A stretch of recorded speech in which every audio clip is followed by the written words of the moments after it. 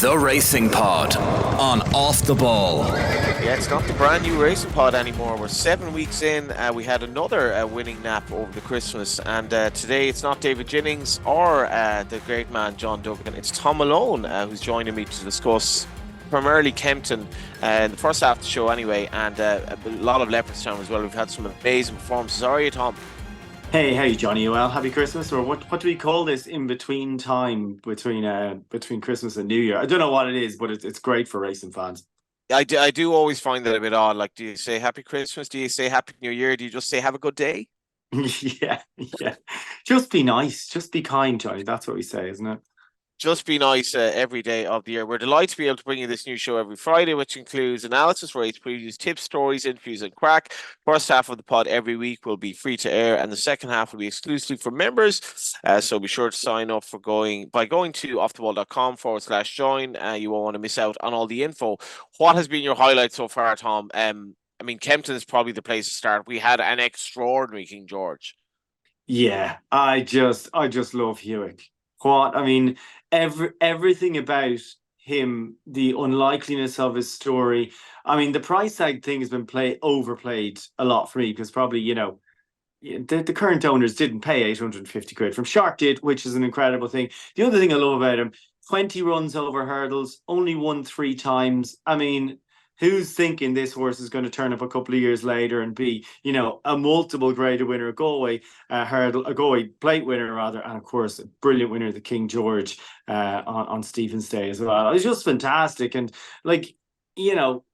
for Shark, he's a relatively small operation. He doesn't have great horses, and just to see the absolute kick him, his whole family, and all the owners and the staff get out of it, I thought it was absolutely fantastic.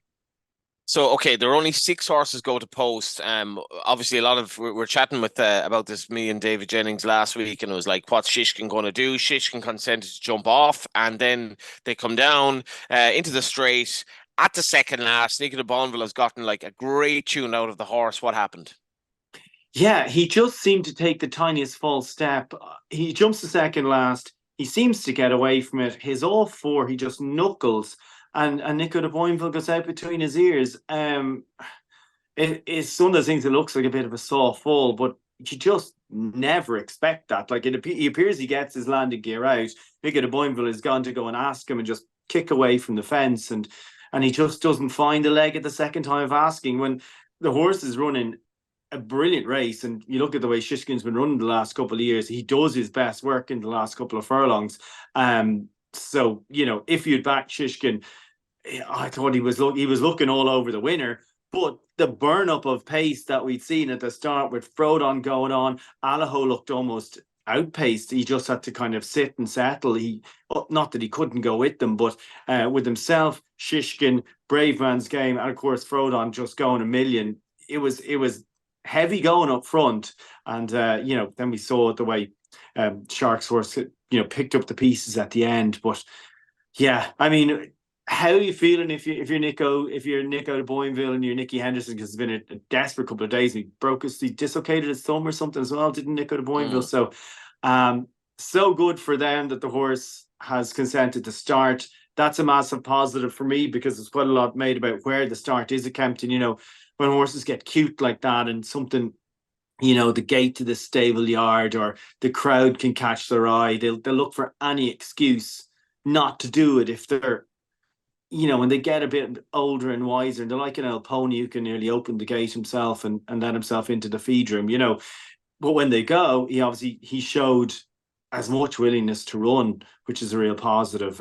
Which, yeah, great for Shishkin, great for Shark, great race. But the last couple of furlongs, just insane stuff. I mean, I didn't even see what way they bet in running on that last couple of furlongs, but I seem at least the four of them must have all traded odds on at one stage, bar maybe Brave Man's Game. Well, I was on to Richie Forrest, the editor of the Racing Post, before I think it was Christmas Eve, and I was saying, "Go, wow, the guy in the Racing Post has napped Hewitt. That is a hell of a shout." Like, I was like, "This is like literally." I couldn't give him a prayer. But the mad thing is, Tom, if you have a King George, they race so early. Hewitt was literally off his feet. He was like a guy who was, just struggling to get in the door after a night out, just barely get, like, he was absolutely wrecked. The best he could manage was just to get into the house, and all of a sudden there's a pace collapse. Yeah, and that's it. He just had to, as I say, he just had to stay in the fight. Don't get tailed off. But like as well, Gavin Sheehan was very good. He could have asked, not that Hewitt could go much faster, but he just didn't get stuck into him to really make sure he said. And Shark said post race that we know this lad will stay. We know there's going to be a pace burn up. You are going to get left behind, not left behind, but you're going to be off that pace and just make the most of his stamina. And then, my goodness, the way he finished was fantastic. But like I said, when Shishin stumbled, then Alaho went on, and eventually he was actually reeled in by Braven's game. But the way Buick stayed in that final furlong and a half, because even that run in at Kempton, I know we saw it years ago for Tour been reeled in, but they don't often get reeled in that easily in the closing stages of Kempton. But as you mentioned, the factor for that was just that crazy early pace. Yeah, that's the thing about Kempton in the King George. You're kind of on the turn much of the race. You're jumping fences left, right, and centre. They do race early, and it was a phenomenal watch.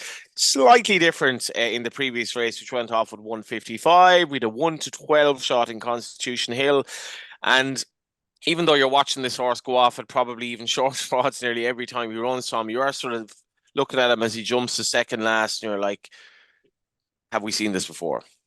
Yeah, absolutely. And God, you can't crib him, but he's beaten a load of 150 horses. He's 149, 141, 130 his immediate victims here. And you're like, well, it's just not, it's not fun. You know what I mean? That's not fun. It's like what, this is Ronaldo in the Saudi League stuff, except Ronaldo in his prime in the Saudi League. And that's, that's We'd just like so to point out unfortunate. Constitution Hill isn't here to actually talk about that comparison, but just go ahead anyway. Yeah, absolutely. We don't know Constitution Hill's attitudes on certain aspects of the Middle East. But yeah, he's an absolutely phenomenal racehorse. And just the unfortunate thing is the way the program is, like those 2 mile races and those hurdle races, they've just cut up dramatically over the last couple of months. I feel bad for Zana here. He's going to go in a beginner's chase today, and he probably missed a fighting for a chance to win his Grade 1 fighting fifth there, because it's the only race he hasn't run in over hurdles the last couple of years. But yeah, he obviously, like Shishkin or Constitution Hill, sorry, Freudian slip there. The only horse he can only beat what's in front of him, and you want to see him against State Man and Impere Pass, and obviously you would have loved to see Marine Nacional maybe have one more year over hurdles to see what he could produce against him. But yeah, phenomenal horse. But as we mentioned, the competition's not really there. Even Not So Sleepy wasn't there. The guys who've run in Newcastle haven't really shown up again against him. So yeah, he's won really well, but like he should win well. You know what I mean? Arguably, you're saying, well, he's only won 10 lengths against this lot. Yeah, if you're not familiar with Tom is actually rides horses. His kids are riding horses. If you own Constitution Hill, Tom, what would you do with him? I don't. It's not so much that they're doing anything wrong with him. You know what I mean? But there's not much around for him to beat. So would you be over fences? Possibly at this stage, yeah. I mean, like, are they committing to trying to win 3 or 4 champion hurdles? Because if they're not, then he should already be heading towards an Arkle, in my opinion. Yeah, he's gone, and he's a phenomenal racehorse. The way he jumps hurdles is exceptional, but there's nothing to beat him. So you're at a situation where you're kind of like, well, what do I want from this horse? Do I want him to be a generational superstar? A horse who can go and say, well, like, if he stays over hurdles, he could easily eclipse whatever record he wanted as regards winning Grade 1s, because it's just a matter of getting him out there every week and he'll go and win them. But do you want to go and say, right, from now on, we're going to look at beginning to step him up. We're going to look at a chasing campaign next year. We're going to look at him to say a couple of years down the line, we get to a Gold Cup with this guy. And then you have an incredible horse who's won, Grade 1s in every kind of facet, every aspect. I mean, even the one time he was beaten in his point to point, like, He came as close to falling without falling as you're ever going to see a horse, and he still nearly won. You know what I mean? He came. I think it was the second last of the last. He came down. He was It was the last, absolutely. yeah. He was spread eagled, face on the floor, and unfortunately for Ben Harvey, he's probably going to have that little bit of history beside his name. But the horse gathered himself back up and charged on again and nearly won. So he has the most incredible amount of ability. And you just would love to see it, fulfilled to its absolute maximum, which unfortunately, if you're just running around in these really soft grade ones, we're not really seeing, and which is, I think it's a shame for everyone. You're a racing fan. You want to see the best beat as good as they can beat, not just, form these unbeaten records, because then you're in boxing territory where, everyone gets a belt. There's there's 5 different divisions to win in each weight class. And is anyone truly a champion? Because, you've got 4 or 5 world champions at any different levels. So, for racing, I think it's just so important that we get horses to run against each other. And I feel like I'm blue in the face saying it. Yeah, absolutely. And I suppose, to be fair to Constitution Hill, I'm not really sure anything can live with him at the moment, but one horse who could possibly is Marine Nationale. We're going to get an anti-post selection just for any race in 2024 from the two of us before we end this half of the show. Our nap last week, my nap, was Meeting of the Waters, who scored for Paul Byrne, and Patrick Mullins, scored for Willie Mullins on day 2. But at Leopardstown, before that, we had day 1, and we had Facile Vega again. Tom, he's falling into a little bit of a, I think I don't know, the bubble has burst for me with him. It's the second time he's obviously disappointed Leopardstown. I think he's a little bit empty under pressure. What did you make of it? Yeah, I'm very disappointed. You'd have to be very disappointed. Look, he's out of Quevega. He's by Walk in the Park. He shouldn't really be a 2-miler in any way, shape, or form on pedigree. The way he goes, he looks like he could be a stayer. But the most disappointing thing for me in that performance is the fact he just seemed to go completely out like a light. That was most disappointing. No, not for the first time. No, and whether you can't just say it's that habit of over racing, because they didn't really over race. They didn't go a million. And it was a really nice performance by Gordon Elliott's horse Found 50, who just looked a really, really strong, staying tight. But yeah, very disappointing. You'd have to think for Facile Vega, he goes up in trip. And what happens after that, I don't know. But yeah, very disappointing to be, and as you said, not for the first time, to just go out so tamely. Because, it's not just the hype about the horse and his pedigree and what he did and his bumpers and things like that. Like, even behind the scenes, you hear a lot of people going, "Oh my God, this fella, when he schooled over hurdles, he was one of the most efficient and all sort of stuff." And you heard lots of things, and then just to see him go over fences, thought that's exciting. It might help his running style. He'd been very free early in his races over hurdles, particularly Leopardstown last year. So you think the fences just make him come back in his hocks a little bit and just make him think a bit more. But he wasn't overly free early on, and yeah, just very, very disappointing. And I don't think the ground is really a factor either, because on Stephen's Day it wasn't nearly as bad as it was on the 27th. So yeah, we've gone through a few excuses there, and we're struggling to find one, aren't we? Yeah, you mentioned the ground was quite bad on the 27th, and it was for that reason I decided, in my infinite enduring wisdom, that Marine Nationale was a lay at the prices, because we're told that I even looked up his dam, Tom, and the dam basically, I think she won 3 flat races, generally on good to firm ground. And I was like, they said after the Royal Bond last year, that's not his ground, yada, yada, yada, yada. And I saw the first race, I was like, this ground is atrocious, right? So Marine Nationale rocks up in the second race on the second day, and he is basically going to become something insanely good. When you see, I think Michael O'Sullivan basically wanted to settle him. He was a bit fresh, kind of jumped himself to the front, despite the fact he was taken on. And I was looking at him going down the back. It's like, this horse is definitely going too fast. Michael would want him to be going a little bit easier. And then he just absolutely bolts up. He is my performance of the week. Tom will give his in due course.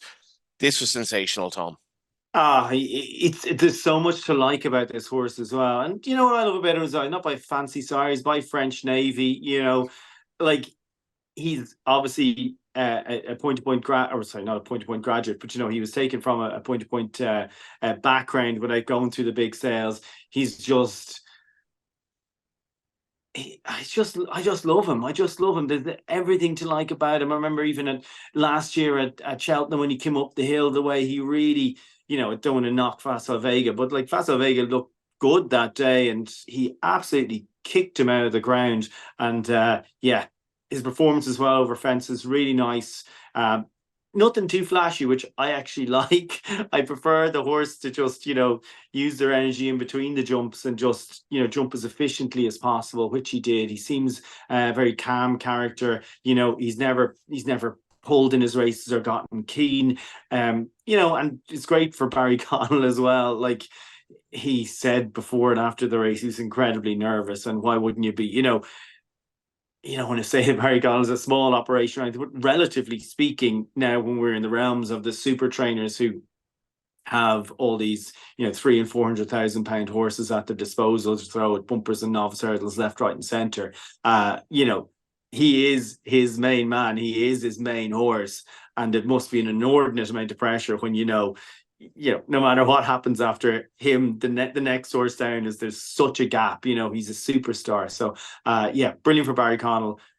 Really, really like the horse. And hopefully, what does he turn into? You'd love to see him go and win an Arkle and then be a champion chaser, and then see if they do step him up and trip or something like that. But I'm not looking too far down the line, but super performance, and sets up say he'll probably come back to Leopardstown, because you wouldn't really want to go to Cheltenham on just one run over fences in public. So back for the Irish Arkle at the Dublin Racing Festival, I imagine, and hopefully another good performance there. Yeah, this was obviously a beginner's chase now, even though it pretty much was a grade one in all but name. Now, we'll talk a bit more about Barry Connell and that horse actually in the second half of the show. But one race we did want to mention before we wrap up this part of the show, just the Dino Blue performance, and briefly Caldwell Potter as well. I suppose, again, Tom, you're talking about really, really testing ground, which was a big factor on day two. Yeah, really big factor. I mean, I just love Caldwell Potter, the way he grounded out there. Just, he did similar in Navan, just took that rail and went on and stayed on every yard. Obviously related to the mighty Potter, half brother to him by Marteline. He's just a really, really nice horse, and you think stepping up in tripping time be absolutely no bother to him. Dino Blue, really nice performance from her. Just looking forward to seeing how she goes over over fences in the future. Yeah, really nice horse who I'll never have too soft a spot for her, because I remember backing her for the Mayor's Novice at about 8-1 when she went off at 5-4 and ran no race whatsoever. Okay, so we're going to wrap up this half of the show now. We're going to give one selection for 2024 and also performance of the week. My performance of the week was Marine Nationale. I thought he was absolutely sensational. I'd actually like to see him, as Tom was kind of alluding to there, taking on Constitution Hill. I'm going to give my nap Diego Velazquez for the Derby, generally available at 20-1. If you were listening last week, Meeting of the Waters, who was available at 10-1, did oblige in the Paddy Power. We'll talk about that the second half of the show, which is for members. So over to you, Tom, your performance of the week and something for 2024. My performance of the week was definitely Ile Francais in the Cote Star. He did have it all his own way, but the way he jumped fence to fence was absolutely phenomenal. I love the way afterwards as well, they kind of shrugged the shoulders in a very Gallic way and said, "No, we might not go to Cheltenham." We look at I think they're going to look at trying to win 2 Grand Steeps, which is, be wonderful. But brilliant performance, absolutely jumped fence to fence, and a fitting winner of the Cote Star, because he's the closest I think a lot of people have seen to Cote Star in quite some time. So really nice for him. As regards a horse I'm really looking forward to, is it too obvious to say City of Troy later on in the year? But absolutely not. Obviously I do a fair bit at the Curragh, and I'm there every week during the year, and that horse is just absolutely exceptional. So many brilliant 2-year-olds there over the course of the year, the likes of Henry Longfellow, as he said, Diego Velazquez as well. But that City of Troy, he looks absolutely very, very special, and it's just intriguing to see how Aidan O'Brien has developed his training operation in what's going to be essentially a post-Galileo world. And look, obviously he's got the supply of some of the best yearlings and the best brood mares on the planet, but no Galileo, and it's just intriguing to see how that operation's all developed since. So looking forward to see how City of Troy gets on next year. I think he wins the Guineas. Yeah, I mentioned Diego Velasquez. Thom is going to actually basically run the show today because he's brought this up now. So we're going to talk a little bit of Aidan O'Brien the second half of the show because I did an interview with him for the Currency over the Christmas as well. And it's really interesting to hear what he wants to say about, as Thom says, a post-Galileo world. This is Race Pod and Off the Ball. If you're listening to the free version of the podcast, we'll be leaving you here. But if you're looking for more, including our analysis of additional races at Leopardstown over the last few days, go to offtheball.com/join, subscribe, and get the full podcast every Friday with all our racing tips, insights, and stories from the week's action. And John Duggan will be back next week. The Racing Pod on Off the Ball.